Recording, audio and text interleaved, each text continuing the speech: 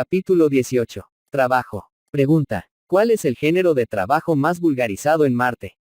Ramatiz. Se trata de un planeta esencialmente industrializado, que produce todo cuanto es necesario al sustento de su humanidad, a través de los más avanzados procesos, en gigantescos parques industriales.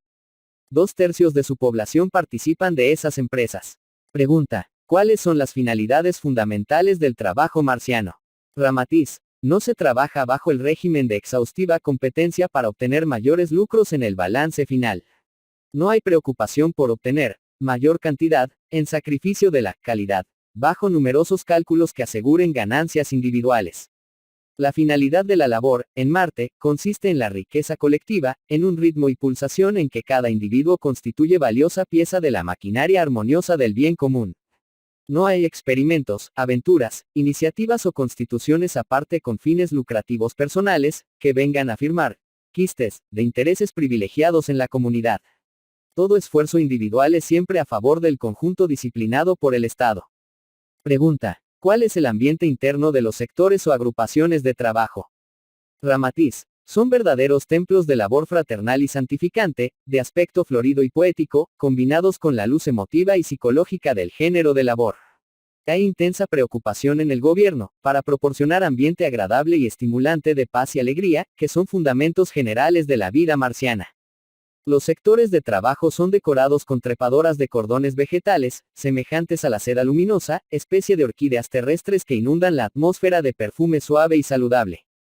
La concepción del trabajo como obligación incómoda, que tenéis en la Tierra, es bien distinta del trabajo-misión, conforme lo aceptan los marcianos. La idea que os condiciona, desde la infancia, de que el trabajo es una necesidad para la supervivencia humana, o recurso positivo para la liberación económica, crean en vosotros la noción falsa de que debéis luchar, furiosa y ardientemente, para libraros más pronto del trabajo. No obstante, la labor humana bajo cualquier expresión humilde o ruda, en cualquier situación planetaria del cosmos, es siempre una operación dinámica, que desenvuelve en el espíritu sus reales cualidades de futuro, ángel creador. El trabajo del hombre tiene por función principal activar el potencial divino que está adormecido en su intimidad espiritual. Es un ejercicio gradual, o preparación cierta y eficaz, para que el alma incipiente hoy, sepa, mañana, operar con éxito y seguridad en los mundos extramateriales. Los marcianos, en vez de aceptar la función trabajo como recurso utilitarista, la consideran maravilloso recurso de purificación angélica, necesario para despertar el dinamismo que, en el alma humana, es reproducción microcósmica de los poderes macrocósmicos del Padre. Pregunta. Creíamos que la espiritualidad sublimada debía ser el objetivo potencial de nuestro paso por la vida humana, aunque el trabajo nos cree justas exigencias. ¿Qué puede decirnos? Ramatiz. Es obvio que si Dios fuese la espiritualidad estática, solamente un estado de inercia, no veríais los collares de esferas girantes en la tela astronómica del cosmos. Solo la espiritualidad creadora es la que podría edificar la maravillosa maquinaria que demuestran las realizaciones planetarias. Desde los electrones en torno de los núcleos atómicos, en el microcosmos, hasta los astros en torno de los soles, en el macrocosmos, todo demuestra que el trabajo es función básica de esa futura conciencia espiritualizada, pero profundamente creadora. Dios piensa y crea el cosmos. El ángel trabaja y crea el microcosmos. Los santos, los artistas, los genios y los conductores de multitudes, son productos de una labor íntima, iniciática, de un ritualismo interno, divino, que disciplinó sus movimientos en un curso que debéis aceptar como trabajo. La exhaustiva constancia de un organismo en continuo trabajo, sobre el piano, os dio un gigante llamado Beethoven. La persistencia en el manejo de los colores y en la rigidez de la piedra, dio al mundo de las formas el admirable Miguel Ángel. La caminata fatigante, el movimiento continuo en dirección al desgraciado, fijaron la figura santificada de Francisco de Asís. En el seno de la bellota está el gigantesco árbol de la encina. Más es el trabajo exhaustivo, la renuncia absoluta, la abdicación de cualquier provecho extemporáneo, lo que hace crecer a esa bellota en el fondo de la tierra y alcanzar la magnitud del árbol que se transforma en fuente creadora de sombra, leño, calor y utilidades. El minúsculo hilo del arroyo que desciende de las montañas distantes, solo adquiere las prerrogativas de majestuoso río, después que se entregó a la espontánea labor de desenvolver y acumular sus propias energías latentes, misteriosamente adormecidas en aquel primer impulso de las simples gotas de agua. Pregunta. Desgraciadamente, aún no nos integramos tan conscientemente en esa concepción de trabajo. Nuestra tendencia innata es vencer el trabajo lo más pronto posible. Nos esforzamos continuamente para lograr un breve reposo, cuyo objetivo es conseguir la más rápida liberación de las contingencias económicas. Ramatiz. El marciano comprende que es tan valioso ante el Creador el ser que recoge los residuos de la ciudad, para mantener saludable la población con su trabajo, como el administrador público que idealiza los planes de alimentación o de educación colectiva.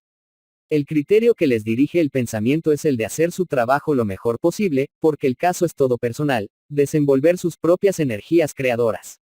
El industrial que dirige portentosa empresa de responsabilidad colectiva, es un proyecto de futuro ángel, en trabajo de crecimiento en los mundos planetarios, así como el sirviente en el fondo de la valla, juntando piedras y argamasa de cemento, también edifica en sí mismo el esbozo valioso de otra alma angélica. El trabajo, en cualquier situación, por rudo y humillante, exhaustivo y obligatorio que sea, desarrolla las energías divinas que yacen latentes en el fondo de toda alma humana, apresurando la efectuación de las figuras de nuevos satélites creadores, al servicio del Padre. Pregunta. Con todo, en nuestro mundo, ya se hacen ciertos esfuerzos para lograr que el trabajo terrestre resulte más agradable. En muchas fábricas e industrias, ya se manifiesta la tendencia de decorarlas especialmente, atendiendo a la razón de la permanencia del operario, y también la de proporcionarle música, agremiación deportiva y tertulias de carácter social. Es acertada esta orientación. Ramatiz. Los jefes industriales que así proceden, son almas ya perfeccionadas, algunas veces espíritus de Marte y de otros orbes más evolucionados, que descienden a vuestro mundo para ajustar los sectores del trabajo a un nivel superior. Crean industrias, afanan día y noche para obtener el progreso económico, desenvuelven continuamente nuevos ángulos de servicio y de labor colectiva, mas, en todos sus actos, dejan la marca inconfundible del servidor cristiano, que a la par de progreso y lucro, siente también las emociones y las ansiedades de los subalternos. A esos, Dios los premia con maravillosas situaciones en mundos mejores, porque supieron sentir el dolor y la necesidad del prójimo. Hacen el trabajo humano agradable, ameno y deseable. Eliminan la concepción de actividad esclava, propia de las almas egocéntricas, interesadas y avaras, que pasan por vuestro mundo como aves de rapiña, acumulando excesos de riqueza y recusando oportunidades de crecimiento espiritual a sus cooperadores. Pregunta. ¿Cómo podríamos desenvolver un concepto más noble del trabajo, en nuestro mundo, con el fin de que disminuya esa proverbial aversión a un esfuerzo de la obligación humana? Ramatiz. Solo el conocimiento de los objetivos sagrados, que dirigen el alma hacia su futura configuración angélica, puede hacer al terrícola tan aplicado al trabajo como ya lo es el marciano. Con la convicción absoluta de que está tallando, en sí mismo, la imagen del ángel eterno, cooperador futuro del Señor en la creación de los mundos y de las cosas, busca el trabajo con la máxima avidez, así como el alumno académico se agota con el ansia de obtener las prerrogativas de la profesión liberal. El deseo ardiente con que la flor procura beber el rayo de sol, para abrirse en fascinante taza floral de perfume extasiante. El misterio insondable que conduce el arroyo a recorrer millares de kilómetros al encuentro del océano. La fuerza creadora que dirige la semilla, en el fondo del lodo, para abrirse en lirio saturado de perfume, mueven, también, en la conciencia del hombre marciano, los elementos que lo hacen amante del trabajo, sensible a la labor, puro y entusiasta en ese placer, cual virtuoso que se extasía al ejecutar en su instrumento. Pregunta. ¿Cuál sería la idea aproximada para nuestro entendimiento, que nos definiera más o menos el sistema de sustento económico de Marte? Ramatiz. Sin el propósito de dictar un trabajo doctrinario, al modo terrícola, haremos lo posible para resumir ese sistema en una forma común. Considerad la humanidad marciana como una sociedad anónima, industrial, regida por una directiva llamada gobierno, con sus comisiones y consejos de control, en la forma de los demás departamentos subordinados al órgano central. Los dividendos de esa sociedad son distribuidos proporcionalmente, de acuerdo con las responsabilidades de horas de trabajo de cada ciudadano. Hay que distinguir, no obstante, que la hora operario es menos valiosa que la hora ingeniero, con vista a los justos derechos en el sector de las responsabilidades. Sin embargo, cualquier operario puede alcanzar los provechos de horas superiores, ya sea emprendiendo cursos especializados en la esfera de la oficialización pública, ya ejerciendo tareas de mayor sacrificio, competencia y responsabilidad. Estos factores dictan el valor intrínseco de esas horas de trabajo, como estímulo para que los menos preparados procuren oportunidades compatibles con estados espirituales más elevados, pero es necesario que comprendáis que todo es hecho bajo la más afectuosa espontaneidad, y que no existe, en Marte, ninguna institución correctiva ni idealizadora, en el sentido de ajuste laborioso o exigente de obligaciones. Ya os he dicho que el marciano podrá transitar por toda la existencia física absolutamente ocioso, sin asumir ninguna responsabilidad, y el Estado, en cuanto a las necesidades fundamentales o imprescindibles que la vida exige o impone, no dejará de ampararlo en idénticas condiciones y derechos otorgados a los más laboriosos. Pregunta: ¿no acontece, entonces, que algunos ciudadanos resuelvan vivir exclusivamente a costa del Estado? Ramatiz: a veces, efectivamente, algunos resuelven librarse de los encargos exigibles por la comunidad, prefiriendo la vida nómada y aprovechando todos los recursos del derecho de cuna, como es comúnmente definida la obligación estatal para con el ciudadano. No obstante, generalmente, tiempos después, viene el reajuste, la reflexión, por tratarse de almas honestas, y entonces, tales ociosos, considerando que su actitud está en desacuerdo con el sistema normal de vida, resuelven compensar a la colectividad entregándose afanosamente a tareas de sacrificio, con el fin de reparar y cubrir el tiempo perdido. El espíritu integralmente marciano, esto es, el que proviene de reencarnaciones del mismo orbe, no vacila en su postura moral y consciente de darse en beneficio del prójimo.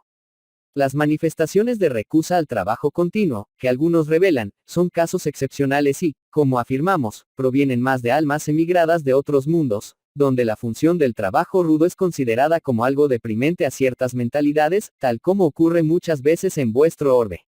Pregunta: cuando el hermano se refirió al derecho de cuna, nos quiso decir que ese derecho es incondicionalmente de todos, aun de los que se niegan al trabajo común.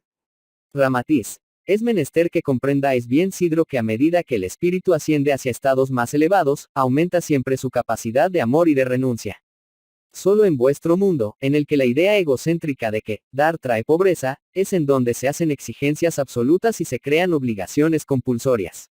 La humanidad marciana, más próxima a la realidad espiritual, es también más pródiga en servir y amar, instituyendo deberes en la comunidad, pero dejando la decisión espontánea de cumplirlos. Hay, pues, el derecho de cuna, como incondicional obligación del Estado para proveer a aquel que nace en su orbe, de alimento, de vestuario, de hogar y de todas las necesidades comunes a los demás. Pero aunque el derecho de cuna instituye también la obligación de cuna, o sea el compromiso tácito de contribuir, con un número de horas servicio, a la comunidad, tal obligación queda sujeta a la voluntad del ciudadano. Pregunta: el que no cumple la obligación de cuna, puede obtener en servicios especiales las aludidas horas superiores, que le permitan hacer adquisiciones de cosas suplementarias. Ramatiz: suponiendo que la obligación de cuna exija del ciudadano una contribución de 60.000 horas servicio comunes, es necesario haber realizado un número de 10.000 horas, con el fin de poder obtener horas superiores. Estas horas son permitidas en una tasa proporcional del 20% sobre cada 10.000 horas comunes efectuadas. Bajo tal sistema de labor, los ociosos y refractarios a la obligación de cuna, quedan circunscritos a los bienes comunes del orbe, dejando de disfrutar las maravillosas oportunidades turísticas y artísticas que son proporcionadas a los que cumplen integralmente su deber para con la comunidad. Pregunta: los que eluden el trabajo común, no pueden gozar de condescendencias especiales de parientes o amigos. Ramatiz: dentro de los principios maravillosos de la vida espiritual, según los cuales, se debe hacer a los otros aquello que queremos que nos hagan, principio cósmico en Marte, cada uno es libre de actuar conforme le dicta su sentimiento, siempre que no produzca trastorno a la colectividad. No se permite hacer donación de horas de servicio común y de obligación personal, como favorecimiento ajeno, pero hay facultad de transferir los derechos de horas superiores, obtenidas en servicios excepcionales, porque se trata de un bien que no se refiere a la primera necesidad. Consecuentemente, inspirados en conceptos análogos al Evangelio de Jesús, en nuestro mundo los marcianos también operan en el sentido crístico de servir y amar, independientemente de intereses, consideraciones o derechos ajenos. Su sentido de vida, ya equilibrado y sintonizado con las emanaciones internas del Cristo planetario, puede llevarlos a la más completa renuncia por alguien, con el júbilo y la naturalidad con que vosotros saboreáis los más deliciosos confites. Es un gesto natural, espontáneo, una pulsación rítmica que es parte integrante de su organismo espiritual. No carecen de autoesfuerzo de caridad, bajo programa determinado o llamadas vehementes. Actúan en dirección al mayor bien ajeno y se exponen en favor del prójimo, incondicional y ardientemente. Desenvuelven, en la miniatura espiritual de sus organizaciones en el mundo físico, la forma de luz crística que baña toda vida cósmica de su planeta, que le significa la escuela planetaria de la eterna felicidad. Pregunta, no obstante, permítanos conjeturar, admitiendo que ciertos espíritus negligentes, aprovechándose de los favorecimientos gratuitos del gobierno, permaneciesen en la ociosidad durante toda su existencia física, ¿qué medidas serían tomadas para con esos infractores o displicentes? Ramatiz. A cada uno conforme sus obras, es el precepto de vida cósmica. Los espíritus que permanecen irreductibles en el dulce farniente, en la vida física marciana, aunque estén sustentados como los más laboriosos ciudadanos, al desencarnar serán enviados a otras humanidades compatibles con su psiquismo indolente. Pregunta. ¿Hubo hechos así, en Marte? Ramatiz. Muchas veces ocurrieron hechos semejantes, y creemos que aún han de suceder en vista de las corrientes migratorias que continuamente se intercambian de mundo a mundo. De cada grupo de almas que emigran de otros orbes menos evolucionados, para Marte, hay siempre un porcentaje que no se adapta integralmente al ritmo equilibrado del conjunto. Después de vivir una existencia, y, muchas veces, gracias a la compasión de mentores tolerantes, repetir 2 o 3 reencarnaciones más, sin ajustarse a la disciplina y responsabilidad de la vida marciana, son encaminados a planetas, más acá, de Marte, donde se recomponen en el seno de otra humanidad irreductible en sus exigencias laboriosas. Pregunta, ¿podemos considerar, en la Tierra, algunos espíritus marcianos aquí reencarnados, para ajustarse a la laboriosa vida de Marte? Ramatiz. Muchos de ellos deambulan en vuestro mundo en varias tareas de reajuste, revelando acentuada diferencia con el espíritu común de la Tierra. Especie de pequeños ángeles caídos, trabajan afanosamente para adquirir las prerrogativas perdidas en el ambiente superior. Guardando en el subconsciente el recuerdo de la armonía y de la belleza marciana, sintiendo en el corazón la cruel diferencia entre una colectividad que es amor desinteresado y la terrícola, cuyo afecto casi siempre es cortina de negocios egocéntricos, vosotros los podéis conocer en la figura de esos hombres afligidos por la liberación espiritual, angustiados por mejorar su orbe, perjudicados en la vida práctica por los excesos de trascendentalismo, desprendiéndose continuamente del mundo material, adversos al superficialismo de los valores transitorios.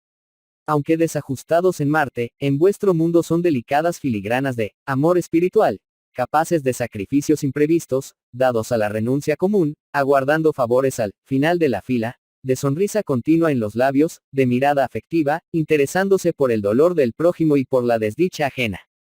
Algunas veces van al extremo de realizar esfuerzos exentos de lucro o consideraciones personales. Comúnmente, no se ofenden, para no tener ocasión de perdonar. Hay cierta simplicidad y despreocupación en su modo de vestir. Y cuando ostentan diplomas de vuestras academias, entonces es cuando mejor reconoceréis su índole marciana, en virtud del abandono que hacen de los preconceptos y convenciones tan al gusto del terrícola diplomado. Están esparcidos por todo vuestro orbe, no solamente reconquistando posiciones perdidas en mundos semejantes a Marte, sino que también, de acuerdo con la ley de correspondencia vibratoria del amor cósmico, son aprovechados para mejorar el patrón antifraterno de vuestro mundo. Pregunta. No obstante proceder de un planeta diferente a la Tierra, en el cual creemos que hubo otro legislador parecido a Jesús de Nazaret, aunque no el mismo, esos extrabajadores desterrados, de Marte se adaptan a las enseñanzas exactas del sublime Rabí que vino a la Tierra. Ramatiz. Los preceptos evangélicos de Jesús, que para vuestro mundo, desgraciadamente, aún son excepcionales, en Marte son conceptos de la vida común. Consecuentemente, ¿dónde más identificaréis a esos ex-marcianos? Es en su ardiente sumisión a los valores enunciados por Jesús. Pregunta. Volviendo al asunto del trabajo en Marte, recordamos que el hermano citó, en respuesta anterior, que el trabajo marciano no se realizaba bajo el régimen anual de producción. Podríamos conocer algunos detalles del sistema adoptado por los marcianos. Ramatiz. Todo mecanismo de labor, economía e intercambio artístico o necesidad educativa, en Marte, está constituido bajo la más inteligente y segura planificación, que prevé los mínimos detalles en la consecución práctica. Bajo un plan gradual y de desdoblamiento, el Estado fabrica y confecciona todas las primeras necesidades, en un ritmo definitivo. Así, la comarca responsable de los vestuarios de todo el planeta, procura entregarlos en el menor plazo posible, a las demás comarcas necesitadas en el plan anual.